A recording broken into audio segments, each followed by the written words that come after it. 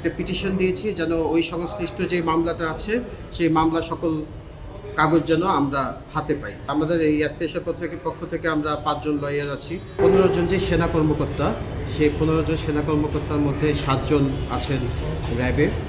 আমরা জেএনএসের পক্ষ থেকে ডক্টর মিস্টার তবরক হোসেন ভুঁইয়ার এনএসএসের পক্ষ থেকে আমি অ্যাডভোকেট মাইনুল ইসলাম পলক এবং ভাই এসছেন।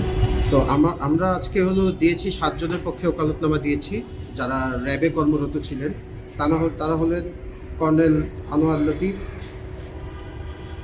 Brigadier general MD Mahbub Alam, colonel Abdullah Momen, lieutenant colonel Saiful Islam Suman.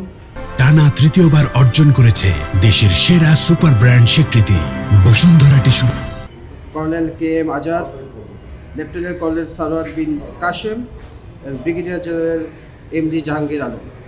তো আজকে আমরা যেটা করেছি ওকালতনামাটা দিয়েছি এবং সেই সাথে আমরা চিফ প্রসিকিউটর বরাবর একটা পিটিশন দিয়েছি যেন ওই সংশ্লিষ্ট যে মামলাটা আছে সেই মামলা সকল কাগজ যেন আমরা হাতে পাই within a very short time. আমাদের এই অ্যাসোসিয়েশন পক্ষ থেকে আমরা 5 জন লয়ার আছি। আমরা এটা একটা অ্যাসোসিয়েশনের পক্ষ থেকে এসেছি, ল ফার্মের পক্ষ থেকে এসেছি। তো এখানে আমরা 5 জন তবরক হোসেন ভুঁইয়া, তারপর আছে উনি advocate Bangladesh supreme court, Masud Salauddin, Mohiuddin ভাই আছেন পাশে, আমি মোহাম্মদ মাইনুল ইসলাম পলক আর এমডি হাফিজুর রহমান।